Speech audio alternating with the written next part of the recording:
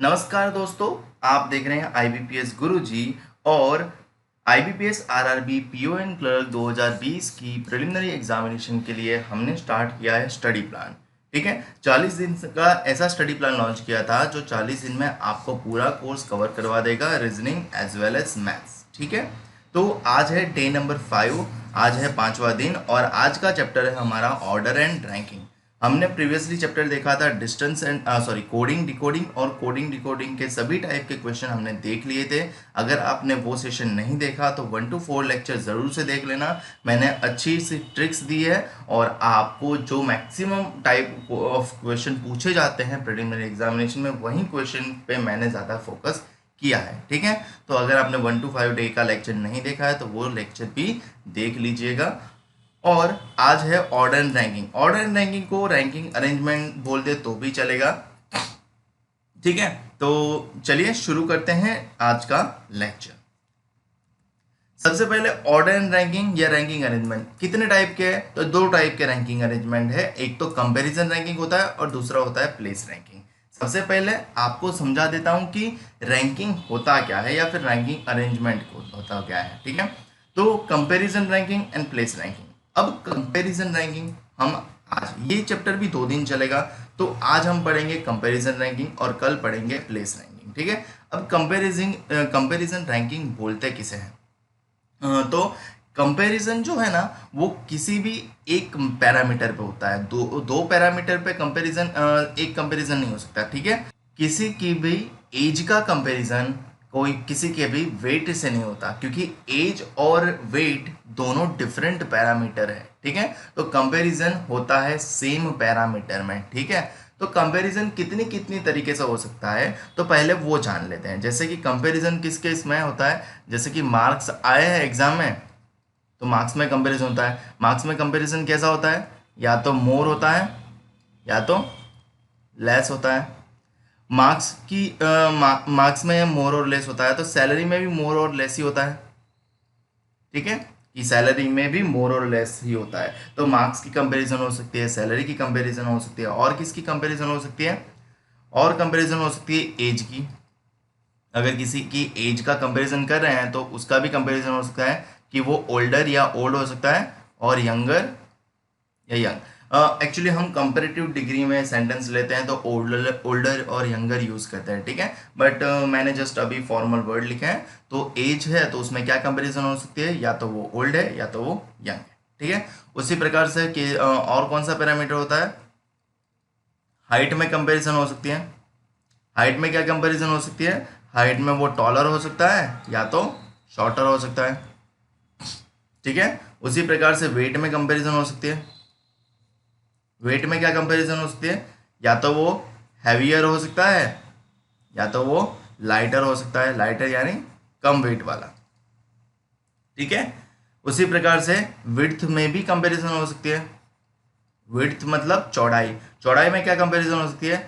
मोटे के लिए थिक यूज करते हैं हम, थिक मतलब चौड़ा, और थिनर मतलब पतला, पतले के लिए थिन यूज करते हैं। और किसी में कंपैरिजन हो सकती है? जी हाँ, और भी कंपैरिजन हो सकती है टाइम में। टाइम में क्या कंपैरिजन होती है?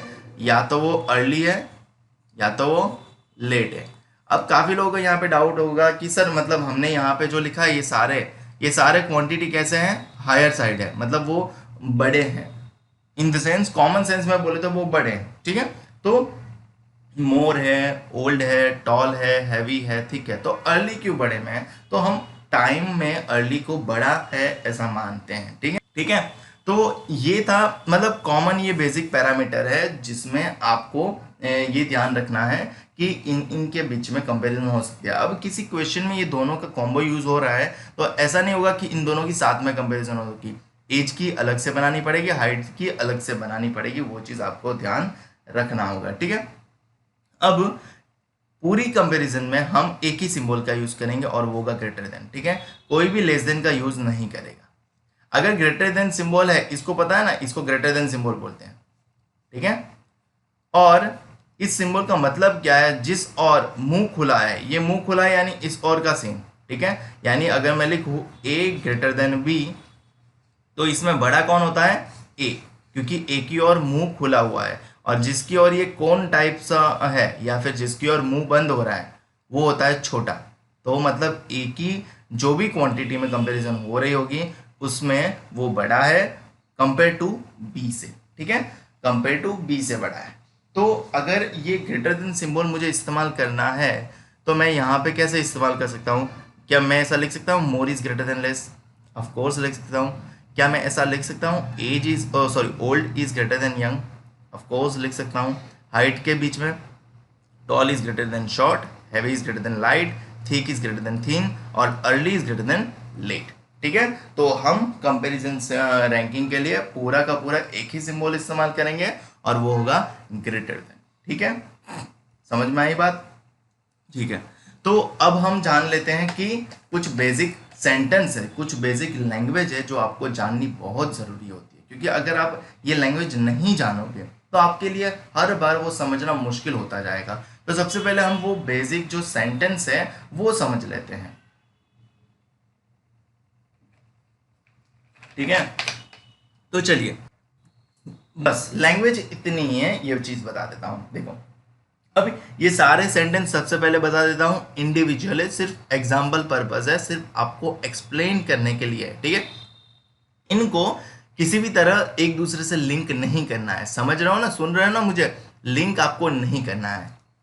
सबसे पहला सेंटेंस क्या लिखा है पढ़ो, ए इज हैवियर देन बी। क्या बोला है? A is heavier than B. अब मान लो कि 5% की कंपैरिजन हो रही है, ठीक है, 5% की कंपैरिजन हो रही है और बोला गया है A is heavier than B. 5% की कंपैरिजन हो रही है तो 5 प्लेस होगा, ठीक है। अब ए इज हैवियर देन बी का मतलब क्या होता है? ए और हम मतलब बड़ा कौन है? ए है, तो ए की और मुंह रहेगा खुला, ग्रेटर देन बी, ठीक है। तो इसका हमने डिनोट कर दिया कि इसको सिंबॉलिक फॉर्म में ऐसे लिखा जाएगा कि ए ग्रेटर देन बी। तो अब यहाँ पे हमें ये चेक करना है कि A is greater than B, हमने ये बना तो लिया बट यहाँ पे प्लेसमेंट कहाँ होगा? मतलब ए यहाँ पे रखूँ तो क्या मुझे बी यहाँ पे कंपल्सरी रखना है? तो जी नहीं, ऐसा नहीं है, ठीक है। ए यहाँ पे रखा तो बी के लिए पॉसिबिलिटी ये भी होगी, ये भी होगी, ये भी होगी और ये भी होगी, ठीक है। बी के लिए पॉसिबिलिटी कोई भी हो सकती है, क्योंकि अगर क्लास में 50 लोग हैं और मैं बोल रहा हूँ कि मैं प्रकाश से बड़ा हूँ तो इसका मतलब ये नहीं कि बाकी के लोग मतलब बाकी के लोग मुझसे बड़े नहीं है या फिर वो प्रकाश से बड़े नहीं है या फिर वो प्रकाश की एज और मेरी एज के बिटवीन नहीं है, ठीक है। तो ये चीज़ ध्यान में रखना कि A is heavier than B का मतलब होता है ए ग्रेटर देन बी। ए और बी के बीच में काफ़ी सारे पर्सन हो सकते हैं, तो आपको ऐसा फिक्स मानना नहीं है, ठीक है। सिर्फ इतना कंडीशन ट्रू होना चाहिए कि ए बड़ा हो बी से, ठीक है। बाकी के लोग उनके बीच में आ जाए या उनके आगे या पीछे आ जाए उससे कोई मतलब नहीं है, ठीक है। अब दूसरा एक सेंटेंस देखते हैं, A is heavier than only B. अब इस सेंटेंस में और इस सेंटेंस में काफ़ी फर्क है, ठीक है। ये सेंटेंस आपको ए और बी की पोजीशन नहीं देता, बट ये सेंटेंस आपको ए और बी की पोजीशन, एटलीस्ट बी की पोजीशन तो फिक्स करके ही जाता है। जैसे कि क्या लिखा है, A is heavier than only B. ये ओनली का मतलब बहुत इंपॉर्टेंट है। ओनली का मतलब होता है आपको एक प्लेस फिक्स्ड मिल गया। मान लेते हैं 5% की कंपैरिजन हो रही है और सेंटेंस मिला है हमें A is heavier than only B. A जो है वो हैवी है सिर्फ और सिर्फ बी से, सिर्फ और सिर्फ बी से मतलब अगर मैं 5% की कंपैरिजन बना रहा हूं, 5, ठीक है, तो ए जो है वो हैवी है सिर्फ और सिर्फ बी से, मतलब ए हैवी है सिर्फ एक ही इकलौते पर्सन से, किससे? बी से। तो अगर मैं ए को यहाँ रखता हूँ तो ए तो कितने पर्सन से हैवी हो गया? 4% से, तो ए यहाँ पे नहीं हो सकता। सिमिलरली ए को यहाँ रखता हूँ तो भी नहीं हो सकता क्योंकि वो 3% से हैवी हो जाएगा। सिमिलरली ए को यहाँ रखता हूँ तो वो 2% से हैवी हो जाएगा। और हमें तो बताया गया कि ए सिर्फ और सिर्फ बी से हैवियर है, तो ये इन दोनों का प्लेस फिक्स्ड प्लेस होगा। आपको इन दोनों के बीच में कोई डाल भी नहीं सकता और बी के बाद कोई हो भी नहीं सकता, क्योंकि अगर बी के बाद आप किसी को रखोगे तो वो अगेन कंडीशन को रॉन्ग प्रूव कर देगा, ठीक है। तो समझ में आया कि अगर नॉर्मल सेंटेंस है A is heavier than B, in short A is greater than B, A और बी के बीच में कोई हो सकता है, या ए के पहले कोई हो सकता है, या ए के बाद कोई हो सकता है। और अगर सेंटेंस में ओनली लग जाए तो समझ जाना कि आपको वो प्लेस स्ट्रक्चर फिक्स करके दे गया है। A is heavier than only B का मतलब होता है कि ए के बाद सिर्फ एक ही और वो बी हैवी है, ठीक है। ए सिर्फ एक से ही हैवी है, ठीक है। उसी प्रकार इससे इसका उल्टा सेंटेंस लिखा गया होता कि ए इज लाइटर, सॉरी हाँ लाइटर या मतलब शॉर्टर या स्मॉलर जो भी लिख दो, लाइटर देन ओनली बी। अगर ए सिर्फ बी से लाइटर है तो ये 5 लोगों की कंपैरिजन चल रही है, और ए सिर्फ बी से लाइट है मतलब ए सिर्फ एक ही पर्सन से लाइट है, मतलब एक ही पर्सन से उसका वेट कम है, बाकी सबसे तो वो बड़ा है, उसका वेट ज्यादा है। इस सेंटेंस का मतलब ये है, ठीक है।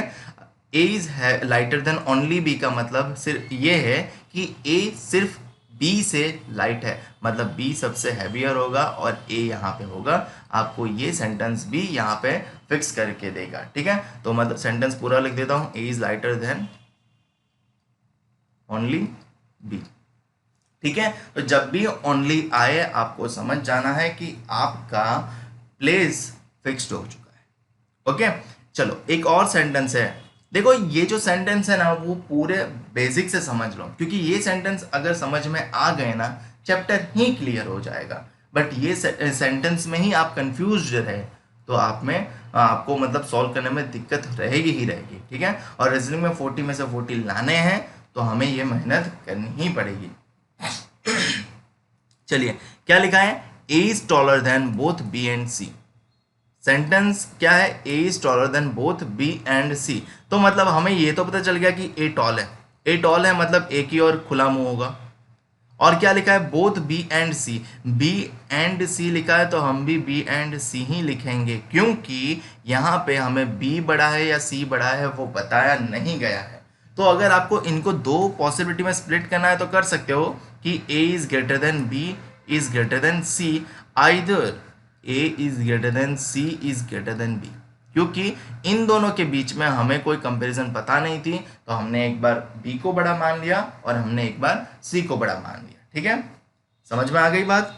ओके मेरे ख्याल से ये सेंटेंस में और डिटेल में जाने की ज़रूरत नहीं है कि A is taller than both B and C, मतलब कंडीशन इतनी ही है कि ए को बी और सी से बड़ा होना चाहिए। तो दोनों कंडीशन में हमने ए को बी और सी से बड़ा रखा है, ठीक है। बट हमें बी और सी के बिटवीन की कंपैरिजन नहीं बताई गई तो हमने उसके बिटवीन कोई कंपेयर नहीं किया, एक बार बी को बड़ा मान लिया, एक बार सी को बड़ा मान लिया, ठीक है। जितनी पॉसिबिलिटी थी उतना पॉसिबल केसेस बना दिए, ठीक है। आगे आगे क्या लिखा है, A is younger than B and oblique करके लिखा है बट, यानी इसका ऑब्लिक वर्ड है, ठीक है। ओल्डर देन सी, मतलब सेंटेंस को अगर हम एंड के साथ पढ़े या बट के साथ पढ़े दोनों का मतलब मीनिंग सेम रहेगा कि A is younger than B and older than C, either A is younger than B but older than C. आप जैसे भी पढ़ो दोनों सेम है, ठीक है। तो यहाँ पे आपको ये बता दूं कि ये एंड के बाद वाला सेंटेंस जो है, एंड के बाद वाली जो कंडीशन है वो किसके लिए होती है। तो एंड और बट जो स्टेटमेंट स्टार्ट करता है ना उसको पॉइंट करते हैं, मतलब एंड और बट के बाद जो लिखा है वो ए के लिए लिखा है, ठीक है। ये चीज़ समझ जाना क्योंकि ये सेंटेंस बहुत ही कॉमन है और ये सेंटेंस पूरे रीजनिंग में काम लगेगा, ठीक है। चाहे आप वो पजल अरेंजमेंट पढ़ रहे हो, चाहे वो आप सिटिंग अरेंजमेंट पढ़ रहे हो, चाहे वो आप ब्लड रिलेशन पढ़ रहे हो, चाहे वो आप ये पढ़ रहे हो, ठीक है। मुझे उम्मीद है कि आपको समझ में आ गया होगा कि एंड के बाद वाला सेंटेंस या बट के बाद वाला सेंटेंस स्टेटमेंट जो स्टार्ट करता है उसको पॉइंट करता है, उसके लिए होता है, ठीक है। अब इसको बनाने का सबसे बेस्ट वे, या तो दोनों को अलग अलग बनाओ या तो दोनों को साथ में कंपेयर करो, ठीक है। मैं पहले आपको अलग अलग बना के दिखाता हूँ। देखिए यहाँ पे क्या लिखा है, A is younger than B, मतलब यंग मतलब ए क्या है, छोटा है, ए यंग है, ये छोटा है तो ए की ओर बंद मुंह होना चाहिए, तो ए की ओर बंद मुंह मैंने बना दिया, और बी से यंग है तो बी बड़ा होगा। इन शॉर्ट आपको ये याद रखना है, A is younger than B, मतलब ए छोटा है बी से, ठीक है। इनडायरेक्टली बी बड़ा है ए से, तो मैंने बना दिया B is greater than E. Again आपको रिपीट कर रहा हूं, ए इज यंग, यंग मतलब ए की एज कम है, तो डायरेक्टली बी की एज बड़ी है, तो बी इज ग्रेटर देन ए मैंने लिखा। एंड के बाद वाला जो सेंटेंस कह रहा है वो क्या कह रहा है, एंड ओल्डर देन सी, मतलब ए के लिए बोल रहा है कि A is older than C. Older मतलब बड़ा, एज में बड़ा, तो ए जो है वो ओल्डर है यानी बड़ा है किससे, सी से। ठीक है, सेंटेंस मैंने अलग अलग लिख लिए, दोनों सेंटेंस मैंने अलग अलग लिख लिए, तो आप इन दोनों को अब सेंटेंस को मर्ज कर दीजिए। सेंटेंस को मर्ज करना है, मर्ज करना है मतलब कॉमन एलिमेंट से मर्ज होगा।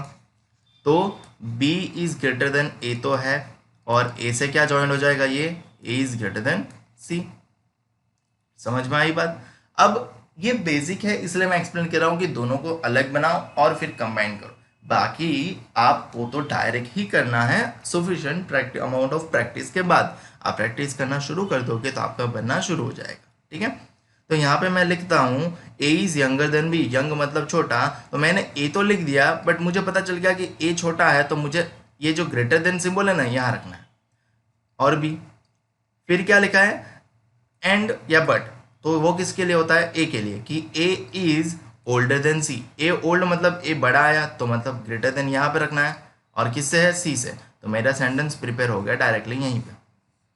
ठीक है, समझ में आई बात। देखो ये बेसिक सेंटेंस है, आपको ये याद रहने चाहिए, इसका लॉजिक पूरा पता होना चाहिए, क्योंकि इसमें अगर आप कंफ्यूज हो तो आपका हर जगह दिक्कत होने की चांसेस हैं। और ये सेंटेंस पूरे रट लो, समझ लो पूरे बेसिक वे से, क्योंकि यही आपको काम लगने वाले हैं sitting arrangement, puzzle arrangement, blood relation, या पूरे रीजनिंग में कहीं पे भी। ठीक है, अब नेक्स्ट और last, A is heavier than B, who is heavier than C. यहाँ पे क्या था, एंड और बट था। ठीक है, सेंटेंस को कनेक्ट किया था एंड और बट से, यहाँ पे कनेक्ट किया है हु से। अब जब भी हु, हुम, हुज, व्हाट्सएवर, ठीक है, वो जो है होता है ना हु, हुम, हुज, वो किसके लिए होता है, उसके जस्ट प्रीसीडेड नेबर के लिए होता है। प्रीसीडेड नेबर मतलब उससे पहले जो लिखा गया होता है ना वो, मतलब ये हु लिखा है तो हु से पहले कौन है, हु से पहले बी को लिखा गया है, तो ये हु के बाद वाला जो सेंटेंस है ना वो किसका है, वो बी का है। ठीक है, हम नहीं कहते हैं कि Ram is taller then Shyam, और हु क्या बोलते हैं, हु इज टॉलर देन प्रतिमा, तो श्याम जो है उसके लिए बोला जाता है। तो यहाँ पे क्या लिखा है A is heavier than B, मतलब ए जो है वो हैवी है, मतलब ग्रेटर देन बी। हु मतलब कौन, बी के लिए बोला है कि B is heavier than C, मतलब मैं अलग से लिख रहा हूँ B is greater than C. अब इनको मर्ज करेंगे तो A is greater than B is greater than C हो जाएगा, क्योंकि बी से मर्ज होगा। ठीक है, या तो आप डायरेक्ट लिख सकते थे कि A is heavier than B, मतलब ए इज ग्रेटर देन बी, और हु करके लिखा है मतलब सेंटेंस बी के लिए लिखा है, तो बी से कनेक्ट करना है, हैवियर देन सी मतलब बी इज ग्रेटर देन सी। तो आपका यहीं पे प्रिपेयर हो जाएगा कंपैरिजन। ठीक है, मुझे उम्मीद है कि आपको ये बेसिक सेंटेंस सारे समझ में आ गए होंगे, इनमें कोई भी दिक्कत नहीं हुई हो। आपको एक बार चलो रिपीट कर लेते हैं। पहला सेंटेंस क्या था, A is heavier than B. Simple सी बात है कि ए बड़ा होना चाहिए बी से, सो हम ए ग्रेटर देन बी लिख देंगे, बट इसका मतलब ये नहीं कि ए और बी के बिटवीन कोई और आ नहीं सकता, डेफिनेटली आ सकते हैं। फिर क्या था, A is heavier than only B. A यहाँ पे ओनली का इस्तेमाल हुआ है, ओनली का मतलब है कि आपको प्लेस वैल्यू फिक्स करके जाएगा, तो ए जो है वो सिर्फ और सिर्फ एक ही पर्सन यानी बी से हैवियर है, मतलब ए की प्लेस वैल्यू ये हो जाएगी और बी की प्लेस ये हो जाएगी, इसके बाद कोई और नहीं होगा और बाकी लोग इससे पहले ही होंगे।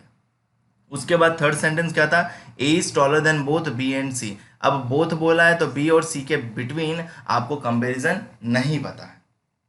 ठीक है, तो बी और सी के बिटवीन आपको कंपैरिजन नहीं पता है, तो मतलब ए बी और सी दोनों से बड़ा है वो आपको पता है, बट बी बड़ा है सी से या सी बड़ा है बी से वो पता नहीं, तो आपके पास दो पॉसिबिलिटी हो जाती है ये वाली। ठीक है, चौथा सेंटेंस था सेंटेंस क्या था, कनेक्टर वाला, A is younger than B and और but older than C. A जो है वो बी से यंग है, बी से छोटा है, परंतु या तो एंड और बट एंड और बट के बाद वाला सेंटेंस किसके लिए होता है? जो स्टेटमेंट स्टार्ट करता है, यानी ए ने स्टेटमेंट स्टार्ट किया था तो ए के लिए था कि ए इज ओल्डर देन सी। सो हमने बना दिया ए लाइटर देन बी, मतलब बी बड़ा है ए से, और ए ओल्डर देन सी तो ए बड़ा है सी से, तो B greater than A greater than C. ठीक है। और आखिरी सेंटेंस था हु कनेक्टर वाला। हु, हु से जो भी सेंटेंस कनेक्ट होता है तो वो उसके बाद वाला जो सेंटेंस होता है ना, वो किसके लिए होता है? वो उसके प्रेसिडेंट नेबर के लिए होता है। जैसे एंड और बट स्टार्टिंग वाले के लिए होता है, उसी तरह हु उसके पीछे वाले के लिए होता है। तो उससे पहले जो भी नाम लिखा है, जो भी कैरेक्टर लिखा है, उसके लिए वो सेंटेंस होता है। मुझे उम्मीद है कि आपको बेसिक कंसेप्ट पूरा क्लियर हो गया होगा। और एक बार ये सेंटेंस अगर आपके मन में बैठ गए, सीधी सी बात है, रीजनिंग में बहुत कुछ आपने अचीव कर लिया। ठीक है, क्योंकि रीजनिंग एक लैंग्वेज है और आपको लैंग्वेज ही समझनी है। एक बार लैंग्वेज समझना शुरू कर दी आपने तो आपका सिलेक्शन होना पक्का हो जाएगा, रीजनिंग में स्कोर होना पक्का हो जाएगा। 35 आउट ऑफ 35 आना शुरू हो जाएंगे, 40 आउट ऑफ 40 आना शुरू हो जाएंगे। ठीक है, तो चलिए कुछ एग्जाम्पल करते हैं। एग्जाम्पल नंबर 1 क्या लिखा है? There are 5%। कब पूछा गया था? IBPS क्लर्क प्रिलिमिनरी 2017 में पूछा गया था। तो ये मेमोरी बेस्ड क्वेश्चन है और मैं अक्सर मेमोरी बेस्ड क्वेश्चन ही लाता हूं ताकि आपको लेवल पता चले कि एग्जाम में किस लेवल के क्वेश्चन आ रहे हैं। ठीक है, तो यहाँ पे कितने लोग हैं? 5% है। अब जब पर्सन आपको बता दिए हैं तो एक कंपेरिजन वाला मतलब एक स्टैंडर्ड बना दो, क्योंकि इसमें ही आपको पुटअप करना है। तो जो फिक्स हो जाए वो इसमें ही पुटअप कर लो। देयर आर 5% PQRST इफ करके लिखा है, Q is taller then R, and करके लिखा है S। तो यहाँ पे कंफ्यूज नहीं होना है, यहाँ पे if Q is taller then R and S साथ में लिखा है और बट करके सेंटेंस को कनेक्ट किया है। अब मैंने अभी बताया कि बट करके जो भी सेंटेंस कनेक्ट होता है वो उसके बाद वाला सेंटेंस किसके लिए होता है? स्टेटमेंट जिसने स्टार्ट किया उसके लिए। तो ये बट के बाद वाला सेंटेंस किसके लिए होगा? Q के लिए, शॉर्टर देन T। ठीक है, तो हम पहले बनाएंगे Q is taller then R and S, और R एंड S वाला मैंने सेंटेंस भी बताया, ये रहा। उसमें क्या होता है? ये B एंड C के बिटवीन हमें कंपैरिजन नहीं पता, तो सिमिलरली यहाँ पे R एंड S के बीच में कंपैरिजन नहीं पता होगा। ठीक है, तो Q is taller then R and S। Generally तो ऐसे ही लिखना चाहिए, बट इसमें दो ही पॉसिबिलिटी है, तो मैं पॉसिबिलिटी वेरी कर सकता हूँ कि Q is greater then R greater than S, या तो Q greater than S greater than R। दो ही पॉसिबिलिटी हो सकती है, तो मैंने वो लिख लिया। बट करके लिखा है मतलब Q के लिए लिखा है कि Q इज शॉर्टर। शॉर्टर मतलब छोटा है, किससे? T से। अगर Q T से छोटा है तो बड़ा कौन है? T है। किससे? Q से। सो T is greater then Q लिखना है तो मैं T को तो यहीं लिखूंगा ना, समझ रहे हो? T is greater then Q। Okay, तो हमारा पहला सेंटेंस पूरा डिकोड हो गया, मैंने उसको सिंबॉलिक फॉर्म में लिख दिया। एक बार वापस से एक्सप्लेन कर देता हूं। अगर इफ मतलब अगर Q is taller then R and S, Q is taller then R and S दोनों के लिए। ठीक है, R और S की कंपैरिजन नहीं बताई तो मैंने R को बड़ा मान लिया एक बार, और एक बार S को बड़ा मान लिया। बट करके लिखा है मतलब किसके लिए लिखा है? Q के लिए लिखा है, शॉर्टर देन T। देखो मैंने जो बेसिक सेंटेंस सिखाया है ना, उसी का इस्तेमाल होने वाला है और उसी से सारे क्वेश्चन होते हैं। ठीक है, तो वो सेंटेंस समझ में आ गया, खत्म बात, खत्म कहानी। आपको ये क्वेश्चन हलवा लगेगा। तो बट शॉर्टर देन T मतलब Q जो है वो T से शॉर्टर है, तो T आगे रहेगा Q से। ठीक है, फिर क्या लिखा है? S is shorter than T। S जो है वो T से शॉर्टर है, S is shorter than T। तो देखो भाई T से शॉर्टर ही है S, दोनों कंडीशन में देख लो, मतलब तीनों में देख लो। वैसे कंडीशन तो दो ही है, ठीक है, क्योंकि T बड़ा है तो S तो शॉर्टर ही है। कॉमा करके लिखा है हु। अब हु वाला भी मैंने आपको एक्सप्लेन किया कि भाई हु वाला जो भी होता है वो उसके प्रेसिडेंट नेबर के लिए होता है। तो यहाँ पे प्रेसिडेंट नेबर क्या है? T के कॉमा करके हु लिखा है, तो हु का प्रेसिडेंट कौन हुआ? T हुआ। तो T के लिए लिखा है कि T who is not the tallest. Okay, तो मैंने ये नॉट वाला सेंटेंस आपको नहीं बताया, बट ये बेसिक सा सेंटेंस है कि T who is not the tallest. तो T टॉलेस्ट नहीं है। टॉलेस्ट का मतलब क्या होता है? ये 5 लोगों की कंपैरिजन है, तो T यहाँ पे नहीं हो सकता, ये जगह पे T नहीं हो सकता, ऐसा बोला है। T is not the tallest. ठीक है, और तो नॉट द टॉलेस्ट का मतलब क्या है? T से पहले कोई ना कोई तो होगा। अब 5 लोग हैं, 4 लोग यहाँ पे असेंबल्ड हो गए, तो कौन बच गया? P। तो P आ जाएगा यहाँ पे। अब दो कंपैरिजन तो हो नहीं सकती, तो आपको आगे पढ़ना पड़ेगा और एक कंडीशन होगी, then who is the tallest among all. तो हमारे पास दो पॉसिबिलिटी तो आ गई, बट दोनों में हमें ये पता चल रहा है कि टॉलेस्ट कौन है, टॉलेस्ट पी है। और क्वेश्चन क्या है, who is the tallest person among all. तो हमें मतलब फाइनल आंसर तक नहीं पहुंचने दिया, फाइनल अरेंजमेंट तक नहीं पहुंचने दिया, बट ये बता दिया, पूछ लिया कि कौन टॉलेस्ट है। तो टॉलेस्ट का हमें आंसर मिल रहा है, तो हम आंसर करेंगे P. P is the tallest among all. ठीक है। काफी लोग ये पूछेंगे सर कंपैरिजन में कैसे रखेंगे, तो कंपैरिजन में इसको इंसर्ट करना है, पी एज इट इज इस जगह पे रहेगा, टी इस जगह पे रहेगा, क्यू इस जगह पे रहेगा। अब आर और एस के बीच में कंपैरिजन नहीं पता है, तो हम ऑब्लिक में रख देंगे आर ऑब्लिक एस, या तो एस ऑब्लिक आर। तो अगर हमें पूछा होता who is shortest, who is shortest among all, तो शॉर्टेस्ट के लिए क्या आंसर होता, आइदर एस और आर। अगर ऑप्शन में ये ऑप्शन नहीं होता, ये ऑप्शन अवेलेबल नहीं होता, तो हमको आंसर ऑप्शन में ये चाहिए था, कांट बी डिटरमाइंड। ठीक है, तो ये चीज समझ जाओ। यहाँ पे क्या पूछा था, टॉलेस्ट पूछा था, तो टॉलेस्ट में सर्टेन मिल गया, तो हमने सर्टेन आंसर दे दिया। बट यहाँ पे शॉर्टेस्ट में सर्टेन आंसर नहीं मिल रहा। ठीक है, अब काफी लोग क्या करते हैं पता है, इसमें आर ग्रेटर देन एस बना देते हैं, क्योंकि सर आर पहले लिखा है ना तो आर पढ़ा है। ऐसा नहीं होता। ठीक है, जैसे दिया गया है वैसा सिक्वेंस कभी नहीं होती। आपको सारी पॉसिबिलिटी का सोचना बहुत जरूरी होता है। तो एस और आर के बीच में कंपेरिजन नहीं है, तो हम शॉर्टेस्ट के लिए कुछ सर्टेन नहीं बता पाएंगे कि शायद एस भी बड़ा है, शायद आर भी बड़ा है, तो हम इसके लिए कांट भी डिटरमाइन ही रहेंगे। बट अगर ऑप्शन में ऐसा लिखा है आइदर एस और आर, तो हमें ये पता है कि एस और आर में से ही कोई एक होने वाला है, तो हम उसको ऑप्ट कर सकते हैं। बट अगर ऑप्शन में आइदर एस और आर नहीं है, या आर और एस नहीं है, आइदर आर और एस, तो आपको कांट भी डिटरमाइन जाना है। और ऑप्शन में कांट भी डिटरमाइंड भी नहीं है, तो डेफिनेटली आप नन ऑफ दिस के पास जा सकते हो। बट यहाँ पे हमारा क्वेश्चन क्या है, who is tallest person among all, तो टॉलेस्ट पर्सन पी है। ऑप्शन में पी ढूंढ लो, ऑप्शन डी आपका आंसर बन जाएगा। मुझे उम्मीद है कि आपको समझ में आ रहा होगा। बढ़ते हैं नेक्स्ट क्वेश्चन की ओर। तो ये है हमारा नेक्स्ट क्वेश्चन, क्या लिखा है और कब पूछा गया था, तो SBI PO प्री 2018 में ये पूछा गया था। क्या लिखा है, the size of plate F and B are greater than plate A। क्या पूछा है, साइज का कंपैरिजन है। अब साइज का कंपैरिजन भी ग्रेटर और लेस या मोर और लेस में ही होने वाला है। The size of plate F and B, दो प्लेट है F एंड B, उनका साइज ग्रेटर है, मतलब बड़ा है, किस प्लेट से, प्लेट A से। मतलब फर्स्ट कंडीशन क्या कह रही है हमें, F एंड B, मतलब F और B की कंपैरिजन हमें नहीं बताई गई, और उनकी साइज ग्रेटर है, मतलब उनकी और खुला मुंह किससे बड़ा है, तो A से। तो इसमें दो कंडीशन हो सकती है। मैंने आपको बताया कि अगर आप दो कंडीशन में स्प्लिट करना चाहते हो तो कर सकते हो कि F बड़ा एक बार मान लो और एक बार B को बड़ा मान लो, और ये दोनों तो A से तो बड़े ही हैं, तो A तो उसके बाद ही आने वाला है। ठीक है, आगे plate C is greater then A, plate C जो है वो बड़ी है A से। बट अब बट वाला सेंटेंस मैंने आपको बताया कि बट के बाद वाला सेंटेंस किसके लिए होता है, जो सेंटेंस की शुरुआत करता है वो सेंटेंस पर्टिकुलर। ठीक है, तो plate C is greater then A। ठीक है, तो A से बड़ी है प्लेट C, मतलब A से तो पहले ही होगी, तो मैं कंडीशन को इसके साथ मर्ज नहीं कर रहा हूं, कंडीशन अलग से लिख रहा हूं। कंडीशन नंबर 2 कि plate C is greater then A, तो C is greater then A।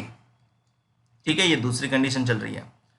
But करके लिखा है, किसके लिए लिखा है, C के लिए लिखा है कि C is smaller then F and B, मतलब C जो है वो F एंड B से तो स्मॉलर है, मतलब उससे पहले आएगा F एंड B। ठीक है, तो ये मर्ज हुआ। आगे क्या लिखा है, D is not shortest but smaller than C, D is not shortest but smaller than C।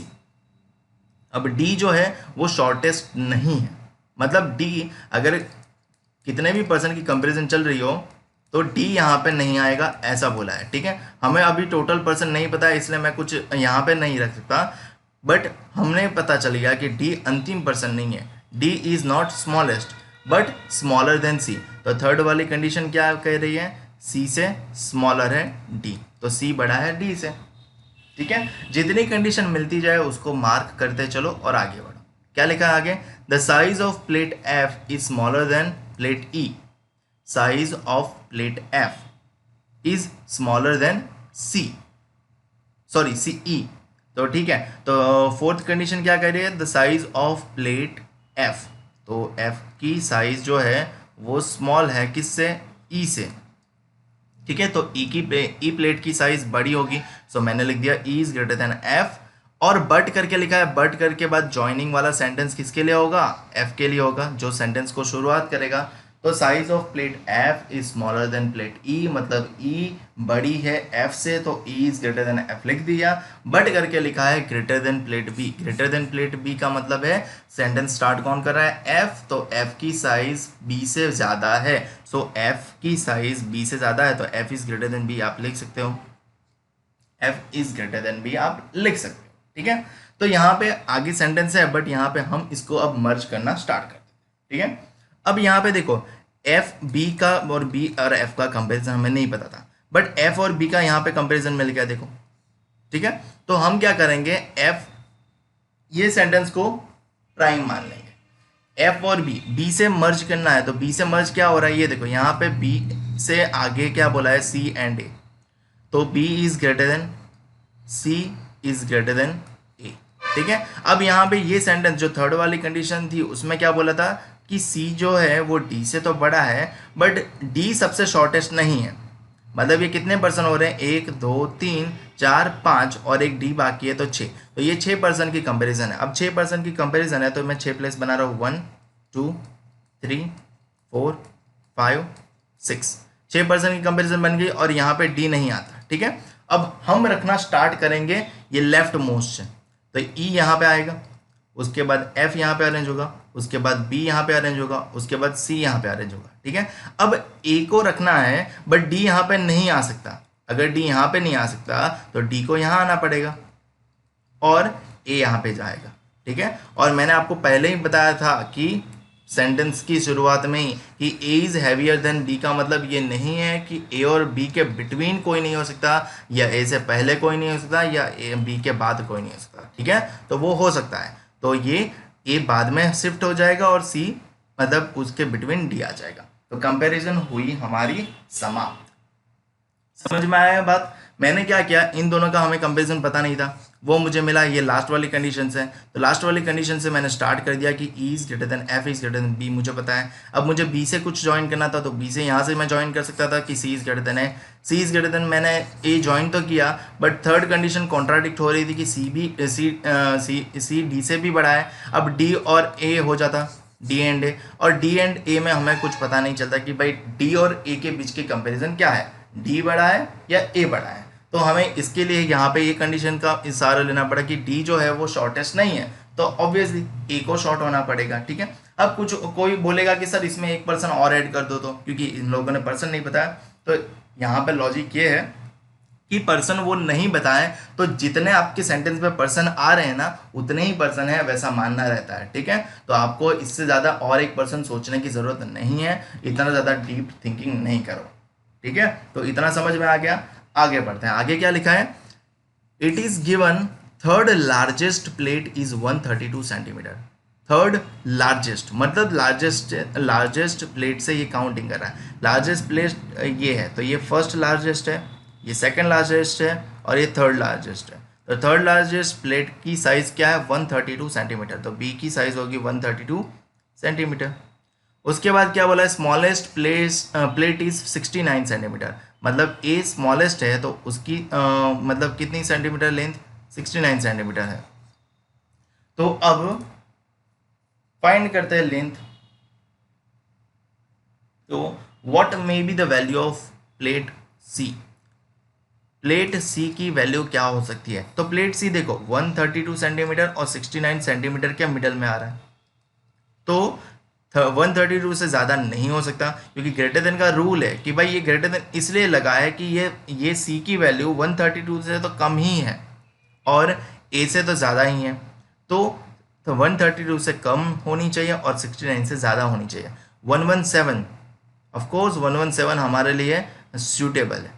क्या 135 चलेगी? नहीं चलेगी, क्योंकि 135 132 के बाद आएगी, तो ये कैंसिल। 169 भी उससे ज़्यादा हो जाएगी, 158 भी उससे ज़्यादा हो जाएगी, तो हमारा आंसर होगा option A 11 centimetre. Next, which one is the greatest plate according to size? Size के मुताबिक कौन सी प्लेट सबसे ग्रेटेस्ट है, मतलब सबसे बड़ी है? सबसे बड़ी प्लेट कौन सी है साइज के मुताबिक? ई। तो हमारा आंसर में ऑप्शन डी है ई, तो हमारा आंसर होगा ऑप्शन ई। समझ में आई बात? ओके, तो कंपैरिजन में हमें पता है ये सबसे बड़ी थी।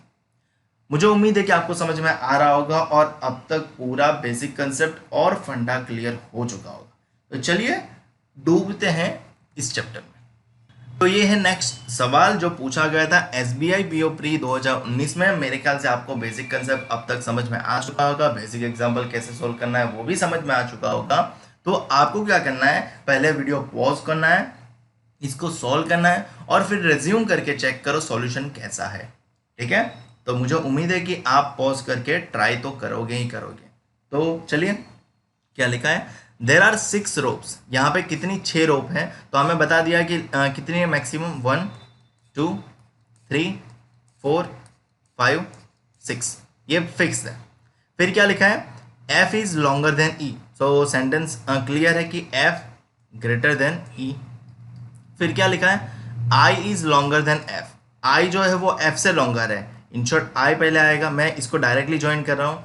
जो डायरेक्टली ज्वाइन वाले सेंटेंस होते हैं ना वो कर देने चाहिए। फिर क्या बोला है, I is shorter than only G। मैंने कभी भी बोला है कि मतलब ओनली का सेंटेंस आया ना तो आपको खुश हो जाना चाहिए, क्योंकि आपको वो प्लेस फिक्स मिल जाएगा। ठीक है, और ओनली को कभी भी मिस मत करना, पढ़ने में गलती मत करना, क्योंकि रीजनिंग पूरी लैंग्वेज का सब्जेक्ट है। अगर आप पढ़ने में गलती करोगे तो आप कहीं ना कहीं गलती तो करोगे ही करोगे। ठीक है, तो I जो है वो शॉर्ट है सिर्फ और सिर्फ G से। I सिर्फ और सिर्फ G से शॉर्ट है, मतलब एक ही पर्सन से वो शॉर्ट है। एक ही पर्सन से शॉर्ट है, मतलब अगर मैं आई को यहाँ रखता हूँ ये लास्ट वाले प्लेस में, तो आई तो सबसे शॉर्ट हो जाएगा। और यहाँ पे तो बोला है सिर्फ और सिर्फ आई जी से शॉर्ट है। अगर मैं यहाँ पे रखता हूँ आई को तो वो भी वैलिड नहीं होगा, क्योंकि ये 4 लोगों से शॉर्ट हो जाएगा। यहाँ रखूँ तो 3 लोगों से शॉर्ट हो जाएगा, यहाँ रखूँ तो 2 लोगों से शॉर्ट हो जाएगा। ठीक है, तो इन शॉर्ट मुझे आई को यहाँ रखना पड़ेगा, क्योंकि यही प्लेस फिक्स्ड है, क्योंकि आई सिर्फ और सिर्फ जी से शॉर्ट है। तो आई सिर्फ एक ही पर्सन से शॉर्ट है, वो यही प्लेस है। I is shorter than only जी। आई सिर्फ और सिर्फ जी से शॉर्ट है। अब आई से मैं इन दोनों को अरेंज कर सकता हूँ, तो कुछ लोग मतलब खुशी खुशी में क्या करेंगे पता है, ये आई के बाद एफ और ई की सीक्वेंस यहाँ लगा देंगे। बट यहाँ पे एक चीज समझ जाओ, आपको जी और आई के बिटवीन ओनली यूज हुआ है, एफ और ई के बिटवीन या आई और एफ के बिटवीन ओनली यूज नहीं हुआ है। तो आई और एफ के बिटवीन कोई पर्सन हो सकता है, एफ और ई के बिटवीन भी कोई पर्सन हो सकता है। तो 90% लोग कहाँ गलती करते हैं पता है, यहाँ पे, कि ये सीक्वेंस रख देते हैं और फिर बोलते हैं कि सर एडजस्ट नहीं हो रहा। तो नहीं जो होगा ना, लैंग्वेज मैंने आपको पहले ही बताया कि A is greater than B का मतलब ये नहीं है कि ए और बी के बिटवीन कोई है कि नहीं है। ए से पहले भी कोई हो सकता है, ए और बी के बीच में भी कोई हो सकता है, और बी के बाद भी कोई हो सकता है। जब भी सिर्फ ओनली का इस्तेमाल हो जाए तो उनके बिटवीन कोई नहीं आ सकता। समझ में आ गई बात? आगे बढ़ते हैं। जे इज लॉन्गर देन एफ। जे जो है वो एफ से लॉन्गर है, तो मैं लिख लेता हूँ एफ से लॉन्गर है तो एफ यहाँ पे रहेगा और जे उससे पहले रहेगा, तो जे इज लॉन्गर देन एफ। आ गया ना मिडल में? ठीक है, फिर क्या लिखा है, E is not the shortest rope. E सबसे शॉर्टेस्ट रोप नहीं है। तो ये समझ जाओ, J is greater than F पता है, F is greater than E भी पता है, ऊपर वाला ही सेंटेंस है कि F is greater than E. ये 3 की सीक्वेंस है। ठीक है, और यहाँ पे कितने प्लेस है, 4 प्लेस है। और हमें बोल दिया गया कि ई जो है वो सबसे शॉर्टेस्ट रोप नहीं है। सबसे शॉर्टेस्ट मतलब ये रोप नहीं है ई। तो सीधी सी बात है कि ई को हम यहाँ नहीं रख सकते हैं, तो मैं ई को यहाँ से रखना स्टार्ट कर सकता हूँ। कोई ये यहाँ पे ई सोच सकता है, बट ई से पहले 2% का एडजस्टमेंट फिर कैसे करेगा, नहीं कर पाएगा। तो ई से पहले एफ है और एफ से पहले जे है। ठीक है, तो जिन लोगों ने मतलब हर्षोल्लास में लिख दिया था ना आई के बाद एफ और ई, उनका यहाँ पे एडजस्टमेंट नहीं हो पाता। तो G is greater than I is greater than J is greater than F is greater than E. और बच गया कौन, बच गया कौन, ई एफ। एफ बच गया नहीं, ई एफ जी एच बच गया, तो एच यहाँ पे आ जाएगा। ठीक है, तो आपकी सीक्वेंस कंप्लीट हुई। सीक्वेंस पता चल गई तो बाद में इस चैप्टर में तो है ही क्या, the length of second longest row, second longest मतलब लॉन्गेस्ट से कैलकुलेट हो रहा है, लॉन्गेस्ट ये वन है, ठीक है, लॉन्गेस्ट वाली ये है, तो ये सेकंड लॉन्गेस्ट हो गई। उसकी क्या है सेंटीमीटर, 53 से 54 सेंटीमीटर है। The length of second longest rope is 54 centimetre and third shortest rope, ये यहाँ कैलकुलेशन शॉर्टेस्ट से हो रही है, तो शॉर्टेस्ट ये है फर्स्ट वाली, तो ये सेकंड वाली है और ये थर्ड वाली है, ठीक है, कोई इसको ना कर दे, ठीक है, ध्यान रखना, लॉन्गेस्ट की कैलकुलेशन यहाँ से होती है और शॉर्टेस्ट की कैलकुलेशन यहाँ से होती है। तो थर्ड शॉर्टेस्ट यानी एफ, और उसकी लेंथ कितनी है, 30 सेंटीमीटर है। तो हमें इतना डेटा मिला है, डेटा पता चल गया तो आंसर तो तुरंत पता चल जाएगा। Question number 1, which of the following is third longest row, third longest ये थी, तो सेकंड लॉन्गेस्ट ये होगी और थर्ड लॉन्गेस्ट होगी जी, ठीक है, तो हमारा आंसर होगा ऑप्शन बी। फिर क्या बोला है, what may be possible length of G, possible length of J, J ये रहा जो आई और एफ के बीच में है, आई की लेंथ हमें पता है 54 सेंटीमीटर, एफ की लेंथ पता है 30 सेंटीमीटर, तो जे की लेंथ जो होगी वो 30 से ज़्यादा होगी बट 54 से कम होगी। 28 30 से कम है तो वो नहीं चलेगा, 42 30 से ज़्यादा है 54 से कम है, तो हमारा आंसर ये सूटेबल हो जाएगा। 25 30 से कम है तो नहीं चलेगा, 55 54 से ज़्यादा है तो ये भी नहीं चलेगा, 60 54 से ज़्यादा है तो ये भी नहीं चलेगा।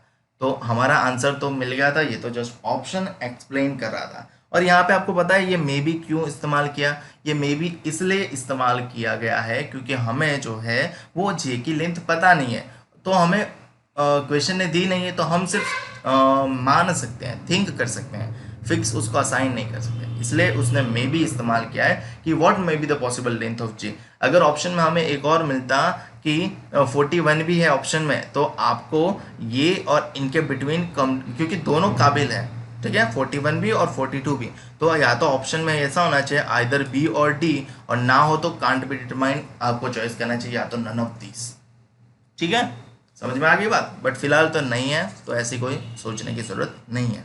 बट मेरा मानना है कि आप रीजनिंग सीखो ना तो दिल से सीखो, आपको पूरा समझ में आना चाहिए। मुझे उम्मीद है कि आपको पूरा समझ में आता होगा मेरे लेक्चर देख के, और अगर आपको मेरे लेक्चर देख के अच्छा लगता है, आपको रीजनिंग समझ में आता है, तो कृपया करके मेरा इंस्टाग्राम पेज भी फॉलो कर लेना। वहाँ पे मैं आपको डेली क्विजेज और बहुत सारे क्वेश्चन देता रहता हूँ। मेरी इंस्टाग्राम की आईडी है IBPS_गुरुजी, जो यहाँ पे वाटरमार्क में दिख रही, ठीक है, वहाँ पे मैं most of the time active भी होता हूँ, तो आप मुझे वहाँ पे फॉलो भी कर सकते हो। चलिए नेक्स्ट क्वेश्चन करते हैं। विच of the following is second shortest rope, shortest की काउंटिंग यहाँ से होती है, और सेकंड शॉर्टेस्ट रोप कौन सी है, ई। आंसर ऑप्शन में ढूंढो, ई, ये रहा, ऑप्शन सी हमारा आंसर होगा, ठीक है। मुझे उम्मीद है कि आपको समझ आ रहा होगा, कोई कहीं जाइएगा मत, क्वेश्चन और बहुत सारे हैं, तो हम जितने सॉल्व कर सकते हैं 1 घंटे में उतने सॉल्व करेंगे। चलिए आगे बढ़ते हैं। ये पूछा गया था IBPS क्लर्क प्री 2018 में, तो आपको क्या करना है, समझदार हो, वीडियो को पॉज करो, उसको सॉल्व करो, और सॉल्व करने के बाद वीडियो को रेज्यूम करो और मैंने जो सॉल्व किया है उससे कंपेयर कर दो।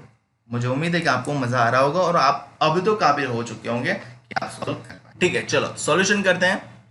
देयर आर 6 पर्सन, कितने लोगों की कंपेरिजन है, 6 लोगों की, तो मैं यहाँ पे 6 लोगों का चार्ट बना लेता हूँ। 1 2 3 4 5 6। फिर क्या बोला है, there are 6 person who all are of different height, सबकी डिफरेंट हाइट है। A is taller than C and D but shorter than E. क्या लिखा है, बट के बाद वाला सेंटेंस किसके लिए होगा, ए के लिए होगा। सबसे पहले इसको अरेंज कर लेते हैं, A is taller than C and D, तो पहली कंडीशन कह रही है A is greater than C and D. मुझे नहीं पता सी बड़ा है या डी बड़ा है, तो मैंने एंड करके लिख दिया। आप 2 कंडीशन भी बना सकते हो कि A is greater than C is greater than D, एक बार सी को बड़ा मान लो और एक बार डी को बड़ा मानो, ठीक है। फिर क्या लिखा है, but shorter than E, but के बाद लिखा है मतलब ए के लिए लिखा है कि ए जो है वो शॉर्ट है किससे, ई से, ई से शॉर्ट है मतलब ई से छोटा है, तो ई बड़ा है, तो ई इज ग्रेटर देन ए लिखना है, तो ई आगे आएगा, ग्रेटर देन ए, तो इन दोनों में भी ऐड कर दो।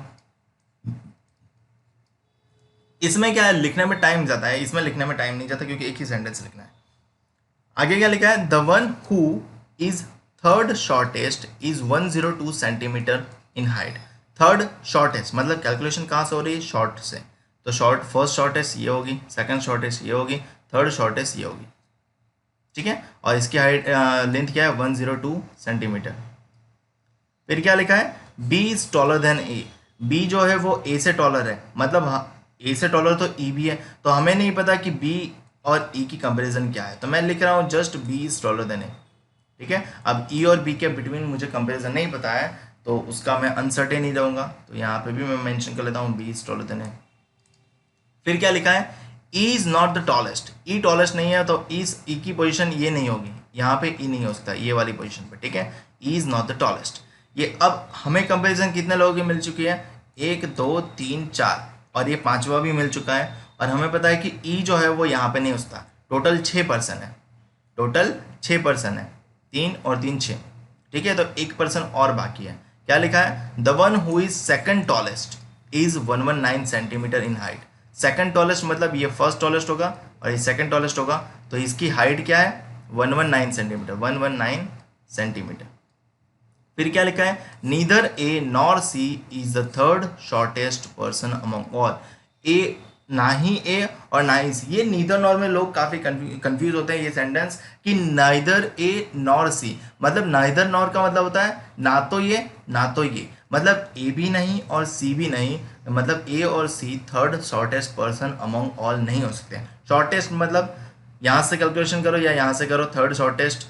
ठीक है, सॉरी यहाँ यहीं से करना पड़ेगा, थर्ड शॉर्टेस्ट मतलब ये फर्स्ट शॉर्टेस्ट, ये थर्ड शॉर्टेस्ट और ये थर्ड शॉर्टेस्ट, ये 102 सेंटीमीटर।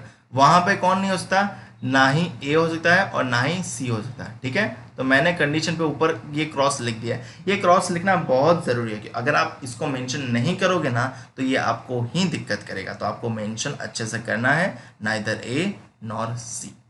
ठीक है, वो थर्ड शॉर्टेस्ट नहीं है, तो वहाँ पे ए और सी नहीं आने चाहिए, ये चीज़ समझ जाओ।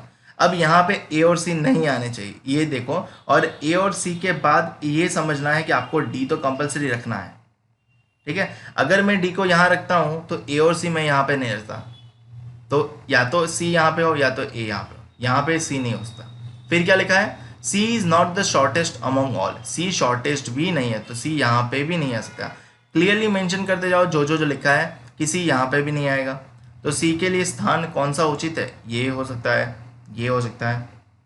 देखते हैं आगे, F is taller then D, बोला है F is taller then D, जो डी है डी से टॉलर है एफ, डी से टॉलर है मतलब डी से बड़ा है एफ, तो F is greater than D होगा।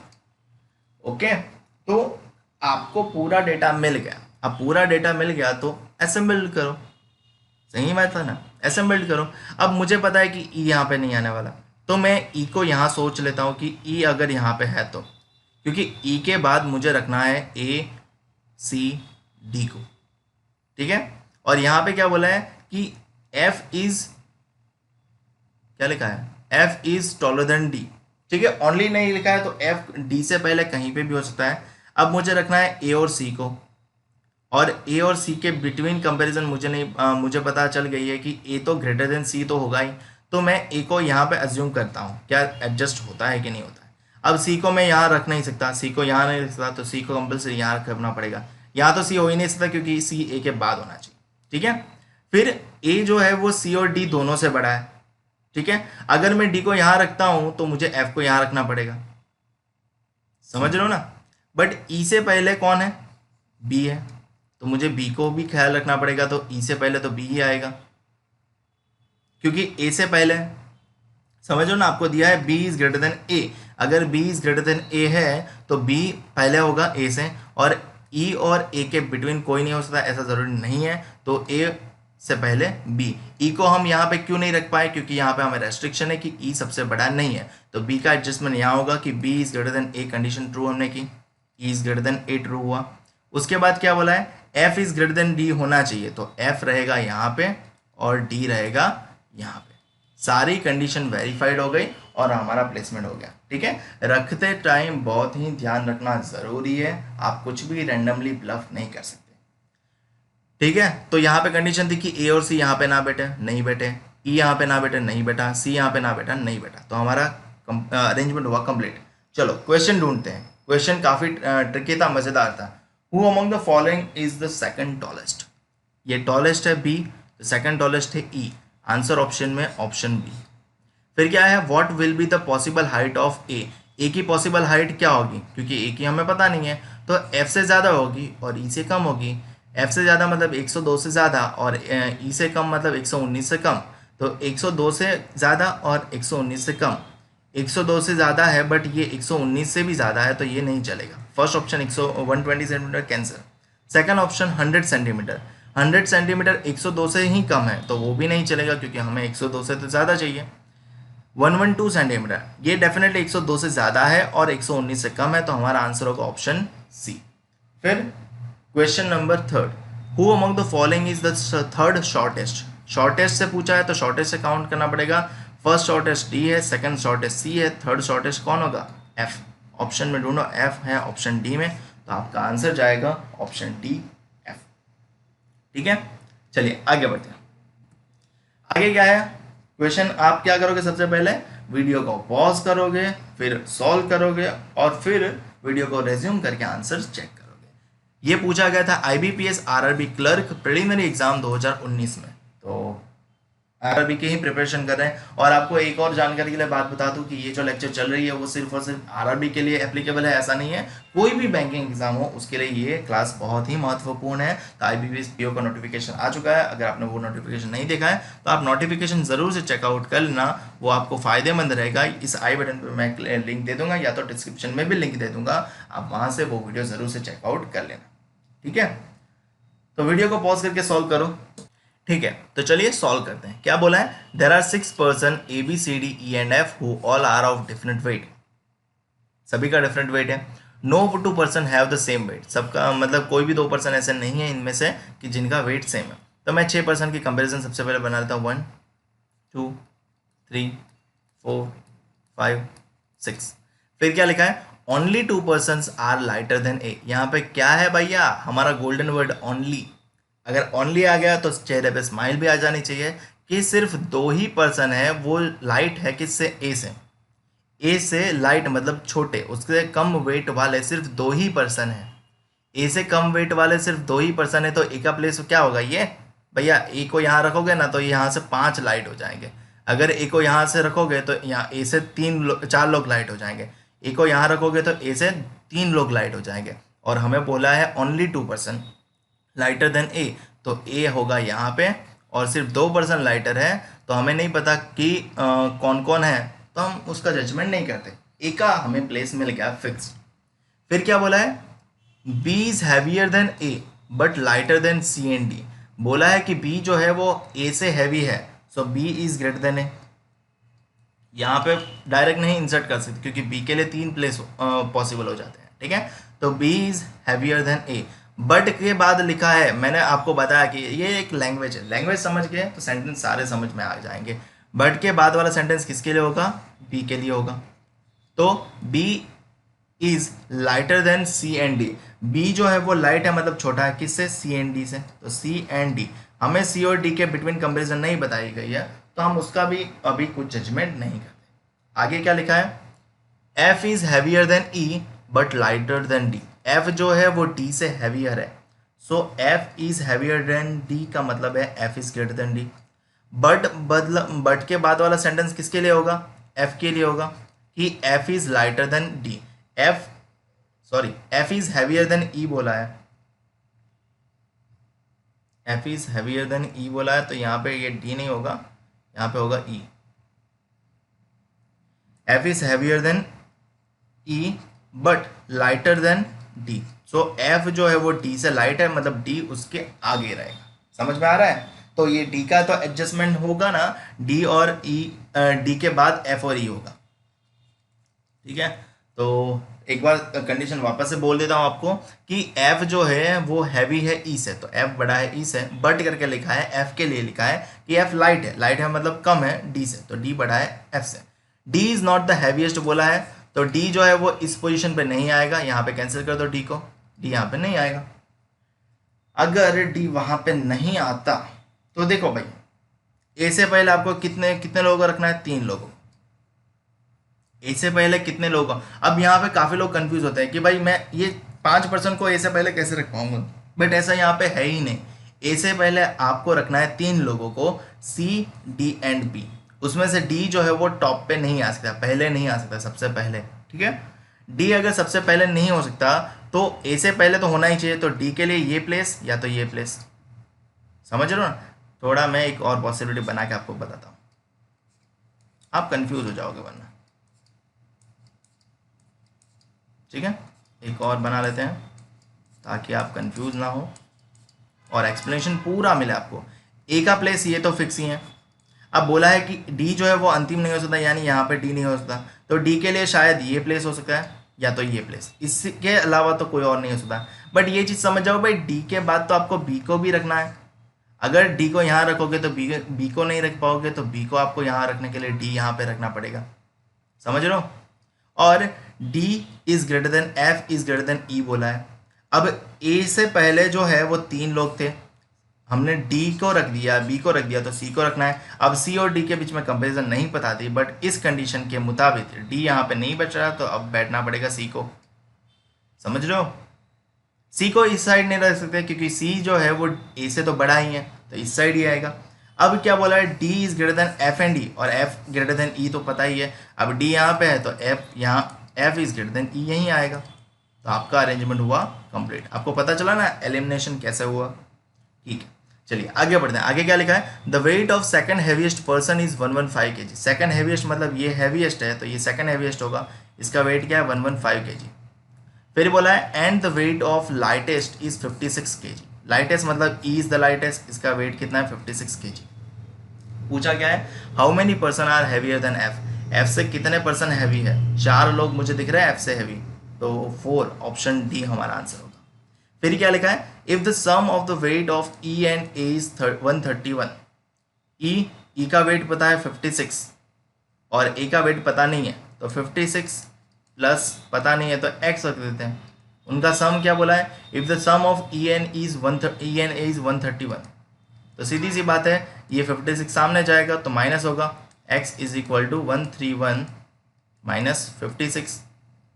ठीक है, सॉरी ये 131 है, f is equal to 131 minus 56, तो माइनस करो, 131 में से 56 जाएगा तो क्या बचेगा, मेरे ख्याल से 75 बचेगा, ख्याल से का यहीं बचेगा। कैलकुलेट कर लो, वो 11 में से 6 जाएंगे तो 5 और 12 में से 5 जाएगा तो 7।